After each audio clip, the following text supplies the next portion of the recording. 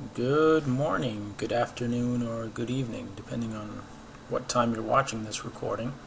My name is Ayman El-Ghazali from thesqlpro.com, and I am here today to show you the value of having Windows 8 either at home or at the office as a SQL Server professional. So I'm going to show you some tips and tricks using HyperV Manager. You can quickly Google how to install the HyperV role on your computer. It takes a few seconds and a couple of restarts.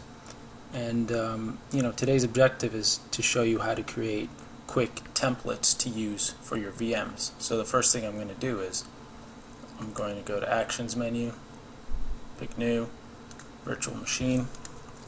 I'm going to give it a name, Windows 2012 template. I have to store my VM in a different location because my V drive died. So I'm going to select this folder, click Next, take the default Generation 1, I'm going to assign it some memory, 2 gigs to be exact. I can assign a virtual switch. I've already created that previously. And when it comes to attaching a virtual disk, I'm going to pick Attach a Virtual Hard Disk Later. Click Next, and finished. And here is my new VM. I'm going to right click on it, click Settings, and under IDE Controller 0 I'm going to add a hard drive. I'm going to click New. I'm going to choose VHDX as the format. The disk type I'm going to choose as fixed size. And I'm choosing fixed size for the OS drive because I want to make sure that I limit fragmentation. I want my computer to go ahead and size out the drive and just kind of keep it as one contiguous block on the hard disk. I'm going to click Next. I'm gonna, I'm actually not going to create this, so I'm going to leave this as it is, and I'll show you why in a minute. Here's my Windows template.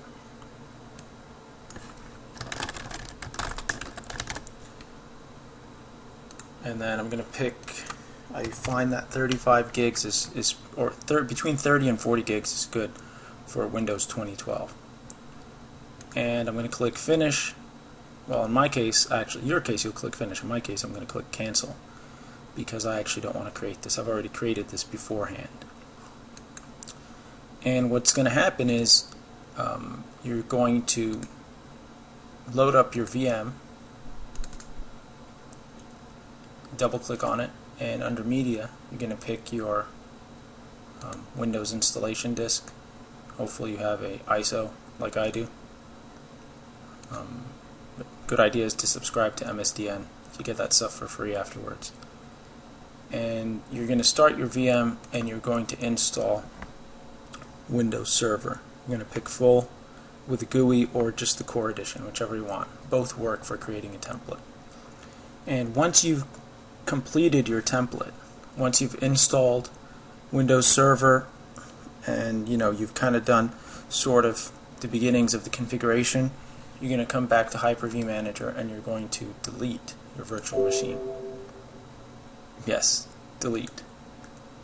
And what happens is the disk the hard disk, the virtual hard disk, is not deleted. It's still on your computer. And you want to use that as the base for your VM. So let me go here. I've already done this before, which is why I didn't create it. I've created a Windows 2012 base.vhdx. That is my virtual hard disk. And a lot of people recommend that after you've kind of created that base, you put it on to read-only, because if you change anything after this point, you may corrupt your future VMs. So I'm going to put it as read-only. What I'm going to do is I'm going to create a brand new virtual machine.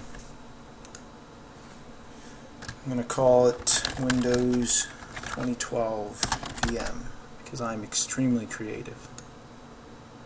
I'm going to pick the location again. Gen 1, I'm going to give it 2 gigs of memory. I'm going to pick my virtual network. again, I'm going to select attach a virtual hard disk later, and I'm going to click finish. And once my VM's created, I'm going to go to settings, and I will pick for IDE controller 0 to add a new hard disk, and under virtual hard disk I'm going to click new, select the default format VHDX, and at this time I'm going to pick differencing disk. Click next, and I'm going to select the location where I want my hard disk to go. New virtual drive, I'm going to call this Win 2012 OS drive, because that's where my operating system is. Click next, and then it's going to ask me to find the parent for the differencing disk, and that parent is going to be the disk that I created for my template. In my case, I called it Windows 2012 base. Right? I'm going to click open, and I'm going to click next, finished, and apply.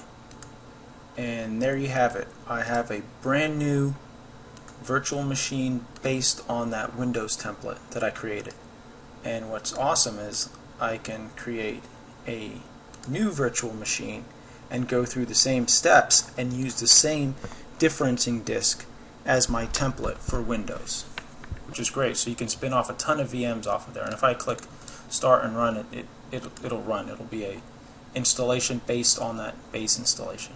But I want to go a step further, and I want to create a SQL 2012 template. And as you can see here, I have a VM already running.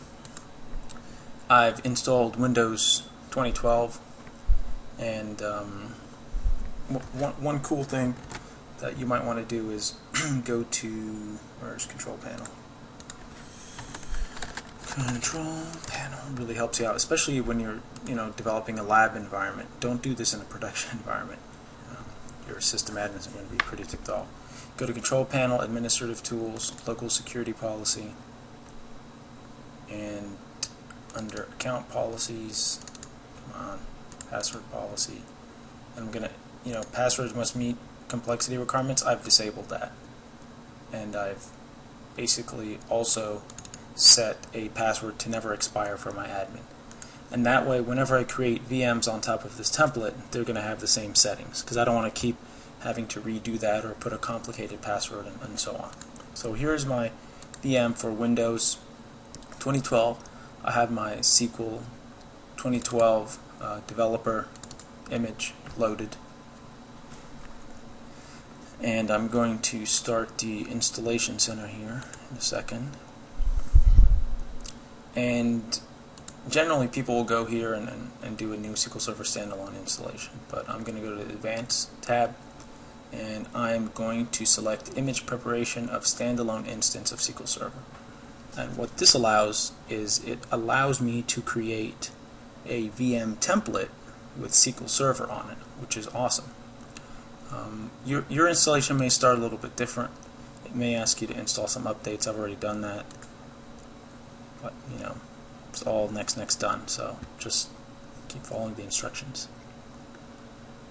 So what's cool about the differencing disk is that it doesn't take a lot of space. You don't have to keep recreating the regular disk and then use up that space each time you create a VM, and it'll make VM creation a lot faster, because once you've completed a template, you'll see that it's really quick. You don't have to go through this entire setup process again, which can be time consuming. I'm going to actually pause the video. Alright, here we are back again. Click next. Accept the license terms, of course. Under feature selection, you'll see that the features are limited when you're doing this sysprep image of SQL Server. You can't pick analysis services, for example. You can only pick some of these basic ones. I'm going to just pick SQL Server Application and Database Engine. I'm going to click Next, and I'm going to be patient. One of the things you learn as a DBA is being patient during installations. So I'm going to name my instance SQL prep, so when I come to prepare it, I will be able to find it by its name. Next, it's going to ask me for the disk space requirements, and I should be okay because this drive has, let's see, 22 gigs free out of a 35 gig system.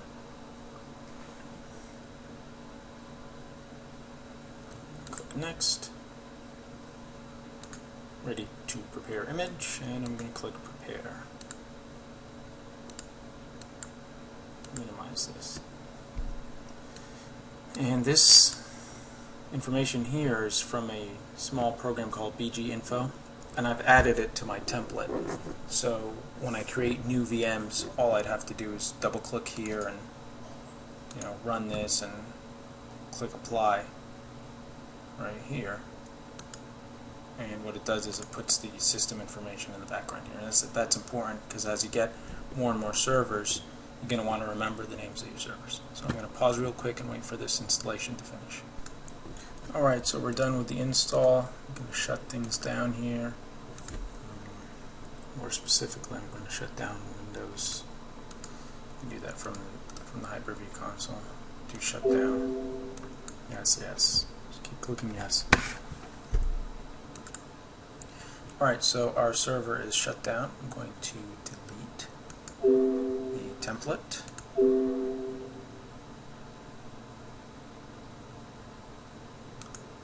Okay. And I'm going to create a new virtual machine. Right, this is what I said we can do with the Windows template as well. So I'm going to call it SQL 2012 from template, because I am extremely creative with my names. Gen 1, assign it 2 gigs of memory.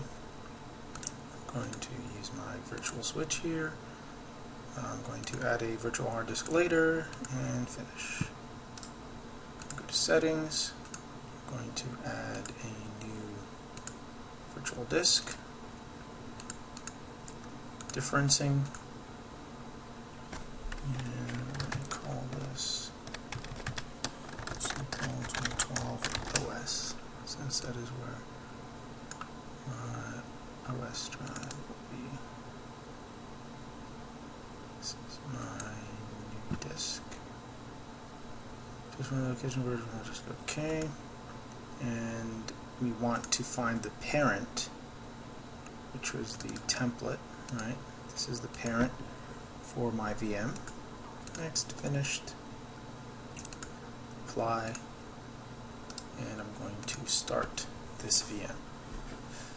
And I'm going to also go to the drive where the template is, and I'm going to make it read-only so I don't screw anything up. And I'm also going to create a new virtual machine. Actually, I'm going to use PowerShell this time.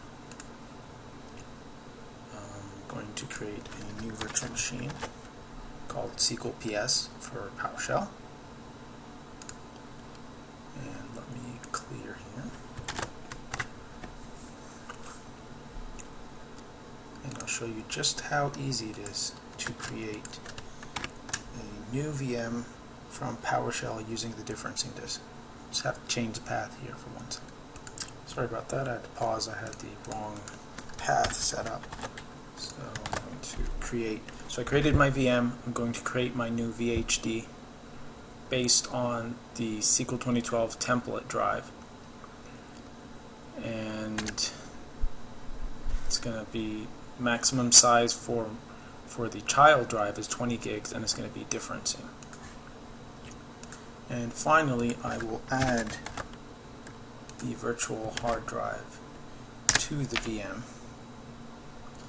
And that's not, oh, yeah, I named it PS2.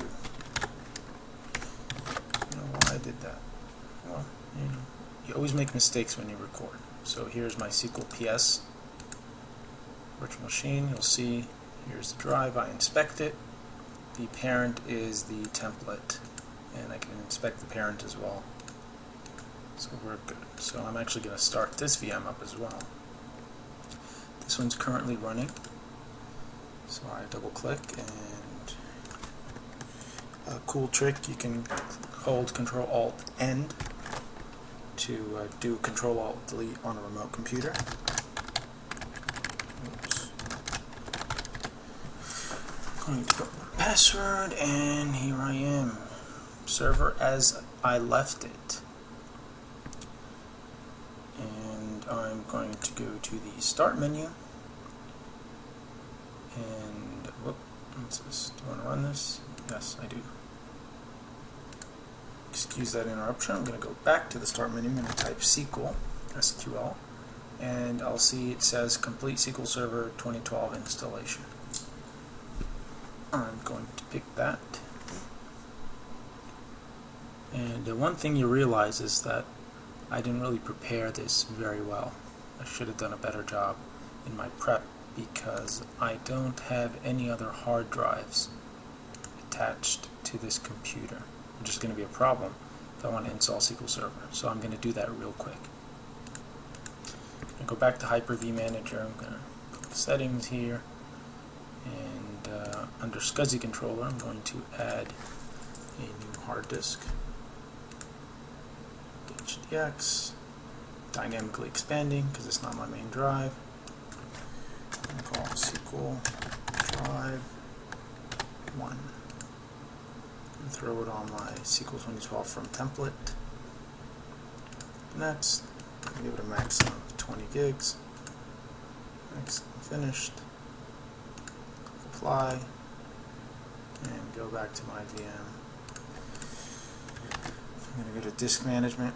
You can get this menu by holding the Windows key and pressing X, or by going through the control panel. It's a slow way. So here's that drive I added. The cool thing about HyperV is when you add drives, they show up. Right click, put it online, which means I'll probably have to start this. Oh, actually, I don't think I'll start it over. I'm going to initialize the disk and create a new simple volume. We'll call it SQL Data. And default allocation is 64K, which is recommended for SQL Data.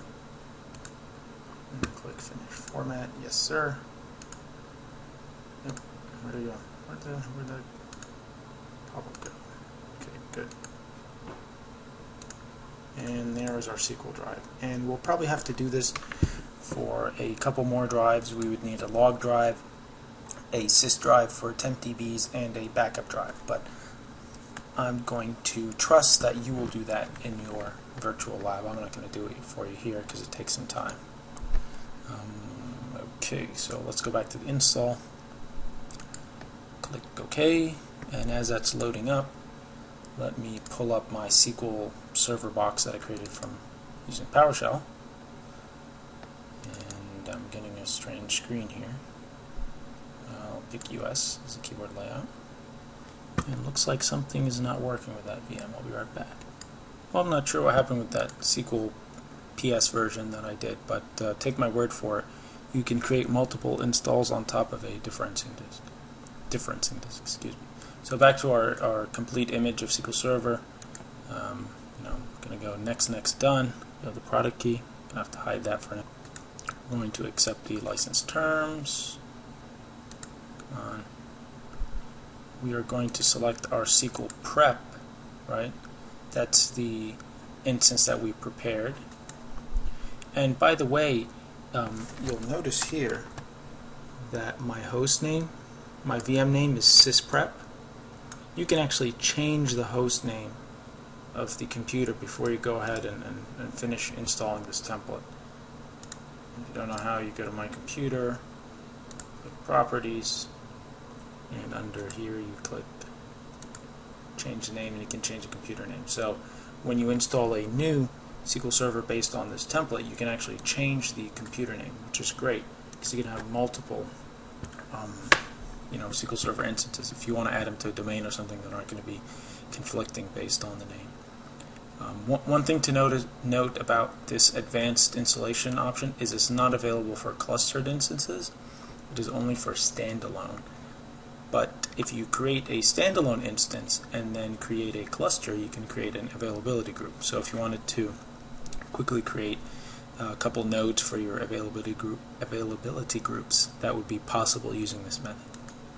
So I'll click Next, and it's pretty much similar to a regular SQL Server installation. I will name the instance. Actually, I'll just pick the default, so it'll take the server name.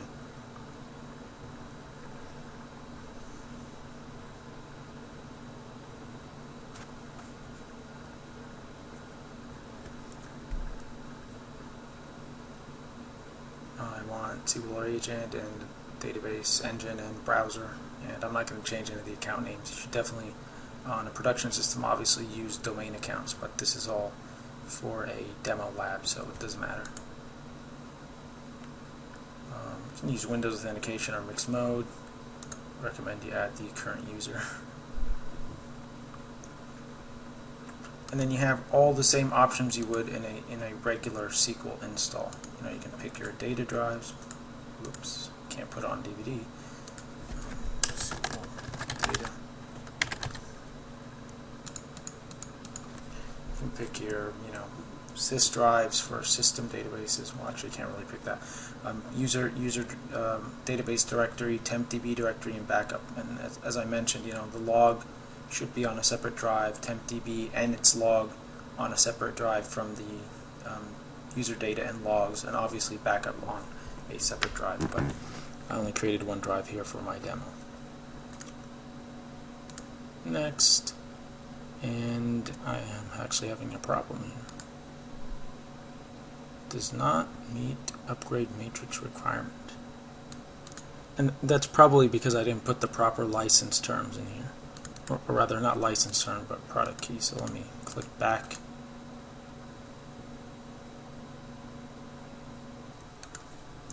Alright folks, I figured out what I did wrong. Under product key, I did not put a product key, which was why I had a problem completing the installation. So as you see, I click complete, and it'll start to complete the installation, and I'll have a fully working SQL Server box here right out of the bat. And it's a lot faster to install because most of the installation files have already been downloading during the first attempt of putting down the image. So it's going to run quite quick here. While I had the video paused, I was trying to figure out what happened to my virtual machine that I created from PowerShell, and the problem was that I put some wrong syntax in my PowerShell script. I added disk size, which wasn't necessary, which kept breaking it kept breaking the VM. So this is the PowerShell script. I'll put it up on my post as well, so you can use it to create some VMs very quickly. And this is the name of the VM. You might want to change that. You probably want to change your path, the parent path for your template, and the path where you want to put your new differencing disk. And you folks are smart enough to figure that out. So here is my new VM, and as you can see, it has the same properties as the template, even the same host name. So what I can do here is I can actually change the computer name and then install SQL Server, or not install SQL Server, but rather sysprep2. Okay, it's going to ask me to restart, and you should definitely restart your server after doing that. And you can also run sysprep on it so that it has a different SID. So I'll go back to my my other installations now finished. Go to Management Studio. Alright. Oh, I guess it didn't install SQL Server Management Studio. Whoop-de-doo.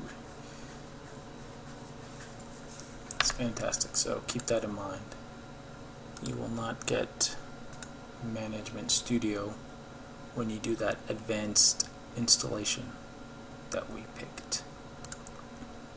But you will get the configuration manager, so I can go back and I can add features. It's asking me for my DVD because I pulled it out. Oops. But you can go back and add features and then add Management Studio.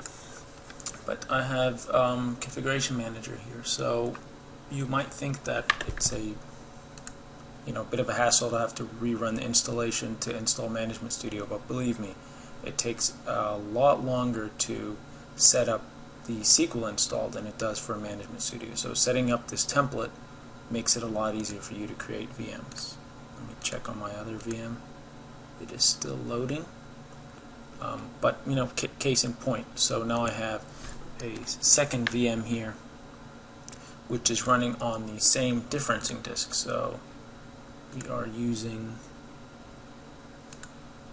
only one differencing disk. Let me pull it up here. Whoop, wrong screen. We're using one disk with one installation of Windows and SQL Server on there to run two different VMs. These are the two VMs that are running on this template. And actually this VM is running on this Windows base, and I think one of these other ones is. So it's kind of cool. You can save a lot of hard disk space, you can save a lot of time, you don't have to reinstall Windows and reinstall SQL Server. It's really a lot faster and a lot better, especially if you're going to be breaking stuff in your environment, or you want to put a environment with multiple SQL Server servers rather than just instances on there, and try to play around and test things and all that sort of thing. It's kind of cool. You can also do it with a Windows Core installation. If you wanted to use multiple Windows Cores installations, you can use differencing disk as well. So it's pretty cool. If you're a SQL Server professional and you want to do some fun stuff at home or on the job even, if you have a chance to get Windows 8 Professional, it's pretty cool. People complain about it to say Windows 7 is better. I've had no issues with it, to be honest. And in Windows 8.1, I think, adds a little bit of improvements. And as of this video, I am not employed by Microsoft, nor do I take any sort of money or anything to promote their products. Rather, I've been happy playing around with HyperV and creating my own VMs at home and being able to have an environment where I can test SQL Server. So, thank you for joining me, and I hope you find this video beneficial. I do apologize for some of the mishaps that happened. That kind of happens when you're recording, things that you don't anticipate or things that you missed when you practiced the first time. So, have a great day.